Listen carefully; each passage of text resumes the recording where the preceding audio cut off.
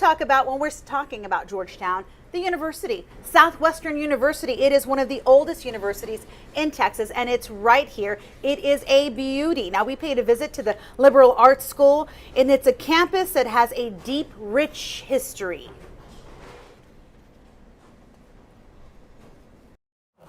History at your fingertips. We collect back to the 1840s, which is held here in special collections. And Megan Firestone handles it all with kid gloves.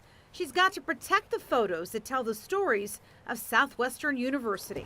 Take a good look at this picture. They are all lined up in the front of the building. It was taken in 1925, moments after a large fire broke out in the ladies' annex, which housed all the female students. Our Dean of Women at the time, Laura Kuykendall, was able to get all of the women out. We don't know what started the fire.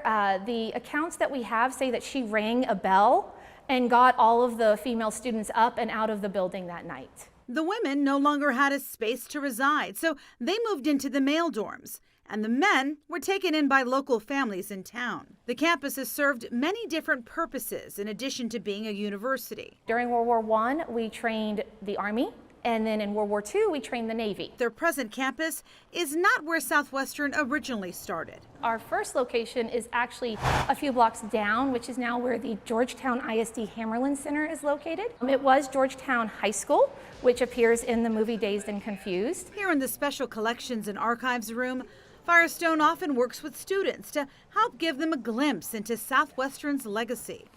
You'll find letters from Senator Tower, the first Republican elected in the state of Texas. We also hold a letter that is known to be the earliest letter from Herman Melville, the author of Moby Dick. He's age 9 when he wrote it. As you walk around Southwestern, we are 500 acres. You can't help but take in the beauty. I just love the architecture of this campus. The limestone's gorgeous, but some ideas didn't seem so bright. This library, built in the 60s, had a huge fire pit inside. It was it had a hood over it, and it was a big open pit area that the students climbed down into and sat down in there, and the fire, so it was way below this level. Were there any injuries? Not that we know of, but I'm sure there were, because it was this huge steps that were about this deep. So you had to actually climb down into it.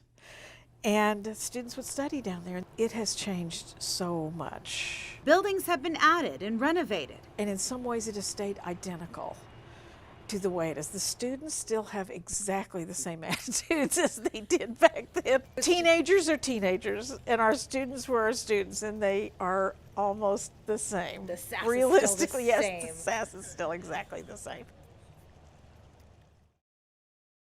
Oh, the sass is still the same. I love it. I love it. You know, the campus is open to the public, and Firestone says she wants to invite you at home. Come in, explore, learn more about their fascinating history. Speaking of, how about that? Fire in the ladies' annex. Everyone made it out, and all she had was a bell. Oh, that yeah. woman was ringing the bell, the dean, making sure that everybody got out safely, and they did. And then the fire pit. You found that interesting. Whose idea was that? I don't know. I mean, that's like a Tim the Toolman Taylor idea. Like, let's put a big fire pit surrounded by all these papers and books. I know. It didn't make sense. Wasn't the smartest idea, No, but anyways, we'll send it back to you guys in the studio.